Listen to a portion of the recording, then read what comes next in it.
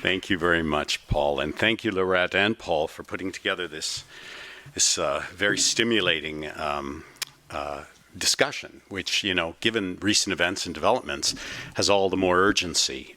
So thanks, especially, I didn't know if you planned to have it the day after the inauguration, but and thank you too for the panelists for setting the background so well and for such stimulating insights. The question I've been asked to consider today is, how can Shakespeare's characters and stories enable us to find new pathways towards restoring the convergence between money-making and meaning-making? Now, I'm pretty certain that everybody here understands what I mean by money-making. But I suspect that meaning-making comes with much less clarity. I mean, what do we mean by meaning? Yet while we may not know precisely how to define meaning in our lives, we can absolutely feel its absence. A life without meaning, no matter how wealthy we may be, is a very poor existence. Let me begin to unpack our question by reminding you, as Paul mentioned, that Shakespeare was not only an artist, but he was a successful entrepreneur. He was an actor, a dramatist, also a producer within a joint stock company. He was an acclaimed published poet who wrote not only from his own artistic impulses, but also on commission from wealthy and aristocratic patrons. And he was a landowner who eventually became one of his hometown's wealthiest citizens. So Shakespeare knew a bit about money-making, as well as making groundbreaking and meaningful art. Working in what was then a new form of entertainment, he wrote 38 plays, in whole or in part, to be performed in the first permanent indoor theatre in England. He invented new dramatic genres. Among his earliest works, for instance, were his 4 history plays about the Wars of the Roses, a period of intense civil war in England. And in those plays, the 3 parts of Henry VI and Richard III, conflicts among the great power brokers of England and France, the Church, aristocracy, and the commoners seethe with political intrigue, treachery, and cowardice. They'd be like a Netflix miniseries today. An instant hit, they were followed in due course by what we would call prequels, thrillers in their own way, filled with battles, blood, and unsentimental comedy. And while all those plays depicted events a century and more before Shakespeare's time, they held plenty of meaning for audiences who could see in them reflections of their own contemporary political world, as we still can today. The clothes may change, but the human behavior doesn't. Shakespeare also wrote comedies, tragedies, and romances in which characters again struggle for power and money, and in many cases discover an absence of meaning in their lives, something that reflects the turbulence of the times. Now, we're very lucky that Shakespeare wrote and lived when he did. Spanning the end of the 16th century and the start of the 17th century, Shakespeare's lifetime coincided with the beginning of what we would call the early modern age. It was a time of exciting but painful change in Europe, one that destroyed systems and shook to their foundations beliefs that were many hundreds of years old. To many, the emerging New World Order seemed devoid of any traditional sense of meaning. Now that word, traditional, by the way, is one that Shakespeare seems to have coined. It makes its very first appearance in our language in Richard III, where it's used sarcastically by the Duke of Buckingham to ridicule what he sees as another character's pedantic, romantic, and stifling reverence for the past. In fact, though, the individual to whom the jibe is addressed is simply trying to follow due process, ethically and with integrity.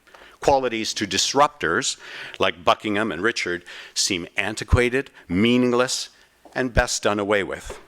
Their new era was in many ways like our own today.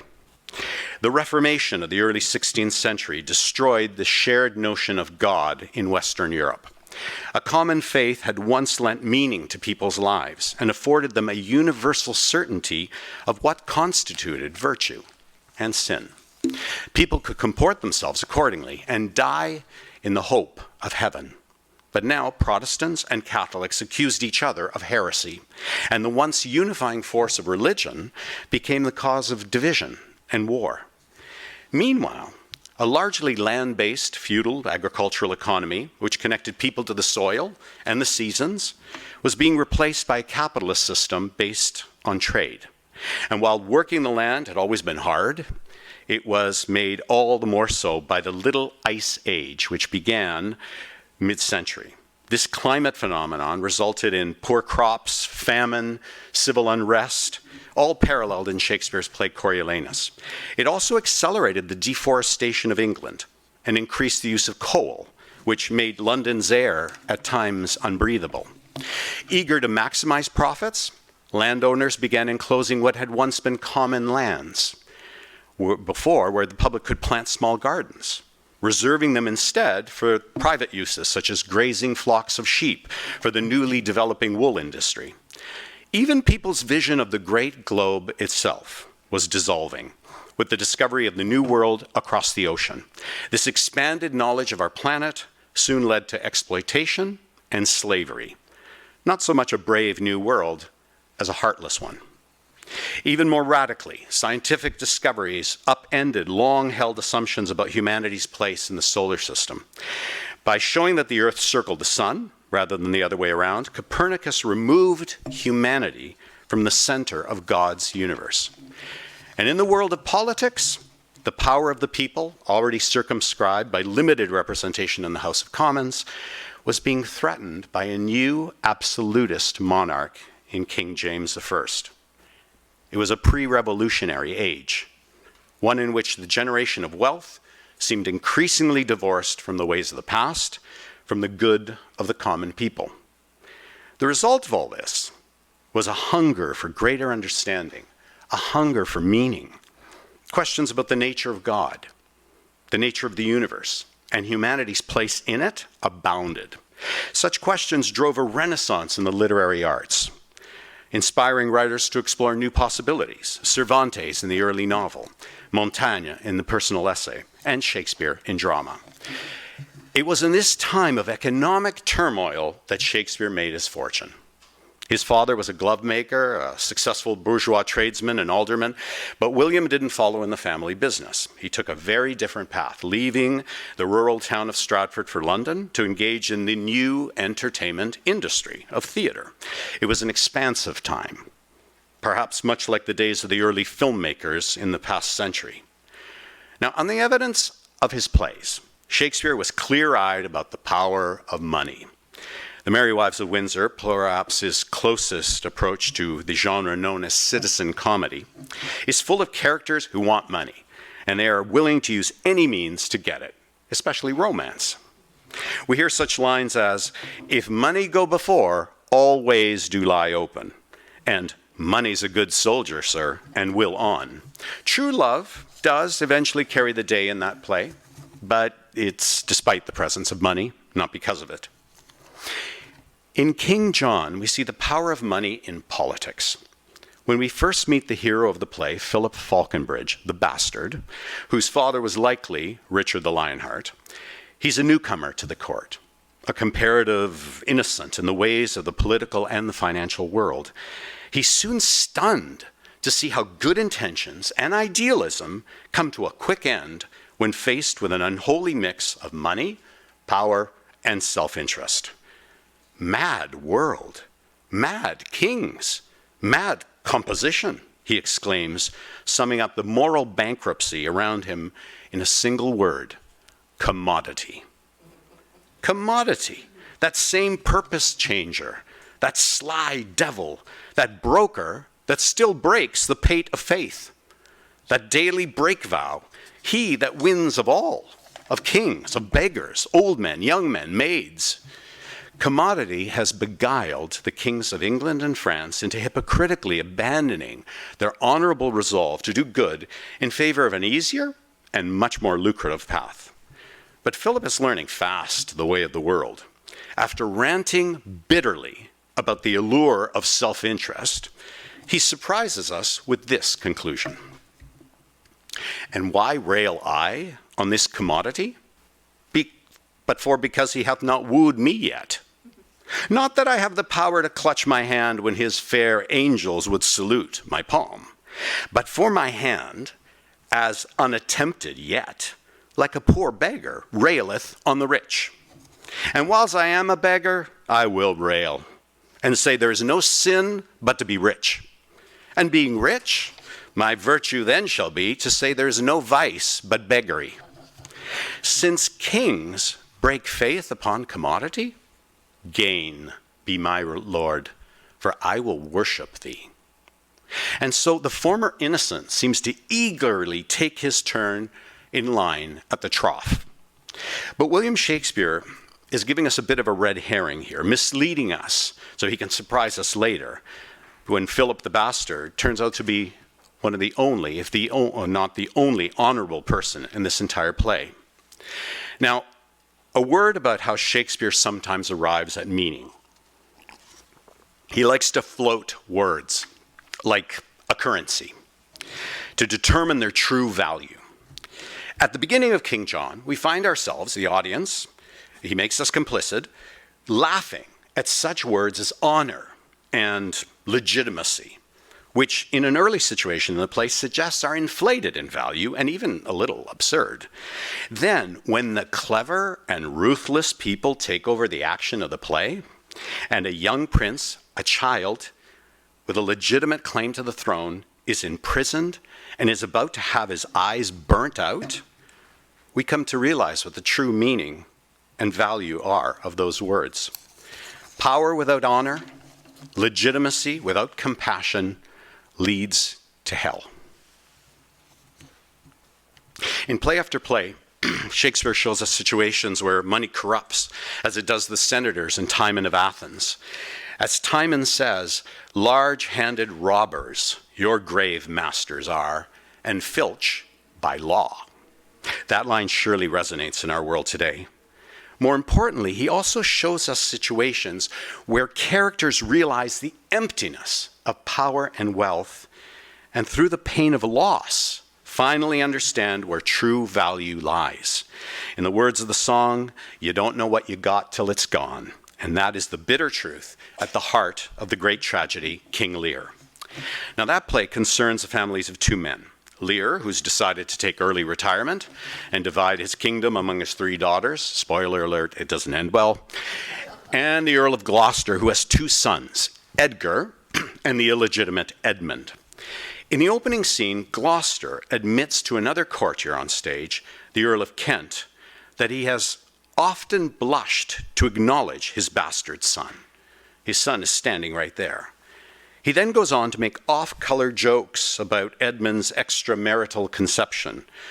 Though this knave came something saucily to the world before he was sent for, he remarks, yet was his mother fair. There was good sport at his making, and the whoreson must be acknowledged. And he says all that in front of Edmund. We immediately get a picture of Gloucester as a powerful, entitled man with a large sexual appetite and no concern for, indeed no ability to even see, the pain he is causing and has caused. Eventually, as the play unfolds and the political situation caused by Lear's renouncing of his throne leads to Gloucester's destruction, we see in a horrifically sadistic scene, Gloucester's eyes are gouged out at Edmund's instigation. Later, barely alive, destitute and staggering, the blind Gloucester is first aided by an old man who is a poor tenant of his estates, and then by what he takes to be a mad beggar. These are people whom this once enormously powerful man would scarcely have noticed, much less needed. When the old man offers to help Gloucester, saying, "You cannot see your way," Gloucester responds, "I have no way, and therefore want no eyes. I stumbled when I saw." The blind nobleman now begins to recognize his own arrogance and bad judgment. Bitterly reproving himself, he asks the beggar, who he doesn't realize is actually his other son Edgar in disguise, to take him to a cliff so he can throw himself off and die. Beforehand, he gives him all his money. "Here, take this purse," he says, "thou whom the heaven's plagues have humbled to all strokes. That I am wretched makes thee the happier. heaven deals so still. Let the superfluous and lust-dieted man that slaves your ordinance, that will not see because he does not feel your power quickly. So distribution should undo excess, and each man have enough. Those lines, written 250 years before Karl Marx, we have a call for distribution based upon need. Gloucester has realized that making money and living for pleasure are not enough in themselves. He should have seen and valued his sons and his servants and the poor that surrounded him. His life was one of mere getting and spending, rather than appreciating and giving to his fellow human beings. Giving, sharing. This is one piece of the puzzle of meaning making, but it's only one. Let me return to the Timon of Athens, a play in which giving and sharing proves insufficient on their own. Timon, who's a wealthy nobleman, is the extreme opposite of Gloucester, in that he lives to help others and by giving away his wealth. He's philanthropic, he's caring, but he's also wasteful, handing out money and lavish gifts in a superficial and cavalier way. He buys endless amounts of art to please parasitic artists. I love that's how Shakespeare begins the play. I think it's the least of Timon's sins, by the way. Needlessly bestowing huge sums of cash on people who already have enough, and bails out dubious friends who have overspent. In his generosity of spirit, he envisions a kind of philanthropic utopia in which he gives all to his friends, believing that they would be there for him in his time of need, which at that point seems nowhere in sight. Why, I have often wished myself poorer, that I might come nearer to you, he says to his friends during a lavish banquet that he's hosting. We are born to do benefits. And what better or proper can we call our own than the riches of our friends? Oh, what precious comfort 'tis to have so many, like brothers, commanding one another's fortunes. But Timon hasn't been listening to his steward, or household manager, Flavius, who has repeatedly warned him that he's on the road to ruin, giving away much more than he actually owns. Now his creditors are demanding payment. And at first incredulous, Timon then angrily blames Flavius for not informing him sooner. And finally he says, no problem at all. My friends will help me. And so he sends to those friends for financial help and is, as you'd expect, denied. Each one he approaches offers some excuse to avoid giving aid. The last one even claims to be offended that Timon went first to the others for help and uses that supposed slight as a reason why he can't help. In a fit of rage, professing hate for all mankind, Timon leaves Athens for the barren countryside to dig holes and live on roots. Perversely, his digging uncovers a buried cache, you guessed it, of gold. What is here? He cries. Gold? Yellow, glittering, precious gold? No, gods, I am no idle votarist. Roots, you clear heavens. Thus much of this will make black white, foul fair, wrong right, base noble, old young, coward valiant. Ha, you gods, why this? And then encountering a military captain who has also fallen out of favor with Athens, Timon gives him that gold to underwrite his plan to march on the city with his troops and destroy it. As excessive in his hate as he was in his generosity, Timon dies alone. Clearly, turning money-making into meaning-making isn't simply a question of giving money away. But there is, nevertheless, a beautiful example of sharing in this play. When the bankruptcy has undone Timon's household, Timon's steward draws on his own meager savings to help his now unemployed fellow servants. Good fellows all, he says, the last of my wealth I'll share amongst you. Wherever we shall meet, for Timon's sake, let's yet be fellows. Let's shake our heads and say, we have seen better days. Let each take some. Nay, nay, nay. Put out all your hands. Not one word more.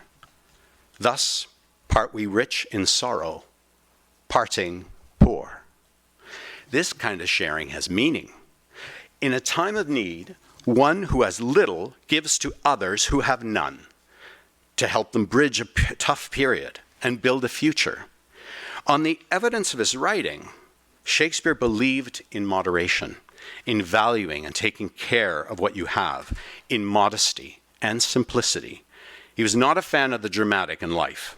He deplored violence, corruption, and the abuse of power. And in that writing, too, we see the importance of meaning-making in leadership.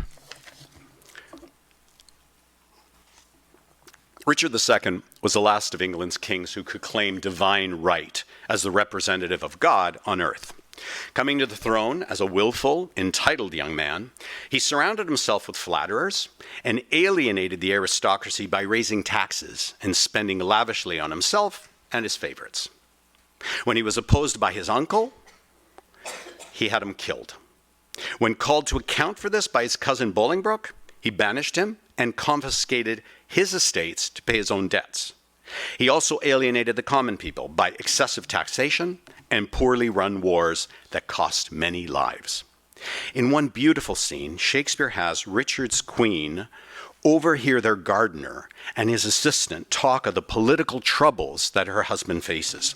Referring to the parasitic flatterers around the king, the assistant gardener asks why they should keep order in the royal garden when the whole land is full of weeds, her fairest flowers choked up, her fruit trees all unpruned, her hedges ruined, and her wholesome herbs swarming with caterpillars. The gardener replies that the flatterers he refers to are now dead. And Bolingbroke hath seized the wasteful king. Oh, what pity is it that he had not so trimmed and dressed his land as we this garden. Shakespeare looks again and again to agricultural metaphors, to what was called at the time good husbandry, not wasting, but taking care of what you have. Deposed, imprisoned, and fearing death, his illusions of power gone, Richard finally realizes that the crown was not a license to do as he pleased, that power is earned and responsibility and requires responsible use. The money he had made, and Richard II was one of the most personally wealthy monarchs in British history, was ultimately meaningless. Our lands, our lives, and all are Bolingbroke's, and nothing can we call our own but death. Like others in our world today, he had come to equate his title with himself. Too late, he realizes he was merely a man playing a part, and sadly, playing it badly. Throw away respect, tradition, form, and ceremonious duty. For you have but mistook me all this while. I live with bread, like you, feel want, taste grief, need friends. Subjected thus, how can you say to me that I am a king? In a later history play, Henry V, Shakespeare shows us a king who understands that making meaning must be welded to making money or taking political action. He's a very, very different man than Richard II, his cousin once removed. Henry, or Hal as he's called by his friends, is the son of that same Bolingbroke who deposed Richard. So he comes to the throne fully aware of the sin his father committed. Henry has no sense of entitlement, but rather a sense of guilt, and an understanding that trust must be earned, and that service to the country, not to himself, is his chief purpose. But he doesn't start out that way. The first we hear of him in the history plays is that Prince Hal, a young man who spends his time in the taverns, surrounded by small-time criminals, pimps, thieves, whores, seemingly a bad start for a king, but a quick way to learn about human weakness.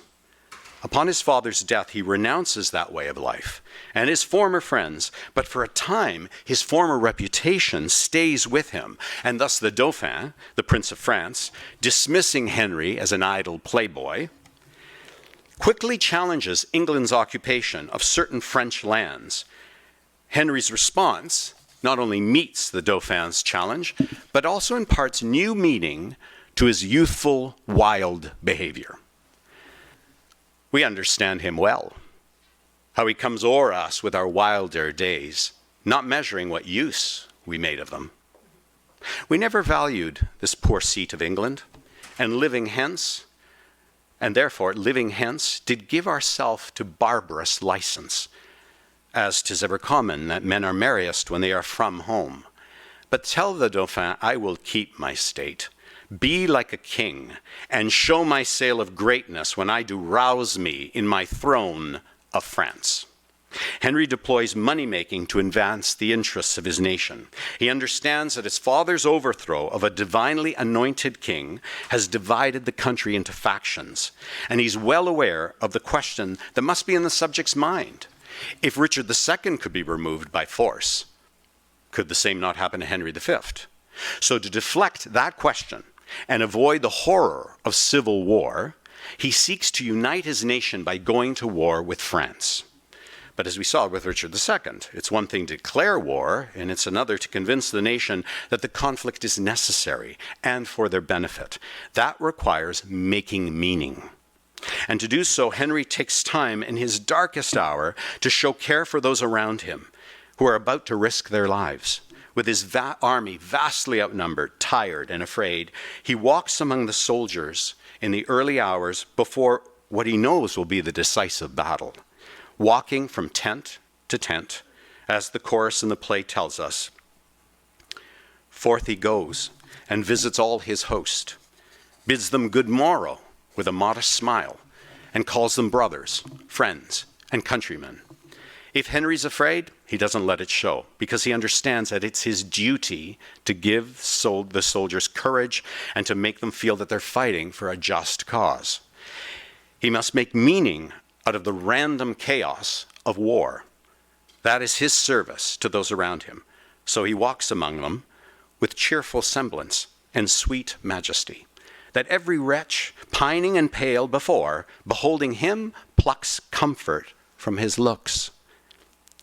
A largesse universal like the sun, his liberal eye doth give to everyone, thawing cold fear, that mean and gentle all behold, as may unworthiness define, a little touch of Harry in the night. Well, as we know, he wins that battle and the war, and he gets the girl, Catherine, the Princess of France. As part of a peace settlement, a marriage is arranged in an incredibly charming scene. Henry woos his bride-to-be. He comports himself not as a victor, claiming his spoils, but as a modest suitor, acknowledging the awkwardness of the situation, showing respect to the princess, and apologizing for his own inadequacies. I'm glad thou canst speak no better English, he tells her, for if thou couldst, thou wouldst find me such a plain king that thou wouldst think I had sold my farm to buy my crown. Such unlikely references to agriculture come up again and again in Shakespeare's play, suggesting that he embraced these agrarian values: humility in the face of nature, and an understanding that things can change, that not all is in our control. Care for what you have, and that one day will be needed. A respect for patience, simplicity, and honesty. A rejection of ambition or aggression in politics, and a belief in the power of compassion and love. With his vast talent, William Shakespeare could have chosen to make his fortune in this new theater industry in a much easier and perhaps surer way by concocting inconsequential entertainments with no lasting meaning. He could have settled for money-making, and today we would likely not know his name. Instead, he infused his plays with stories and characters that move our hearts, that provoke thought and reflection on how we live our lives. He wrote plays that offered not only supreme entertainment, but also insight, inspiration, and solace, and have continued to do so for hundreds of years. How lucky we are that this artist and entrepreneur could so brilliantly reconcile and integrate the making of money and the making of meaning. Thank you. Thanks.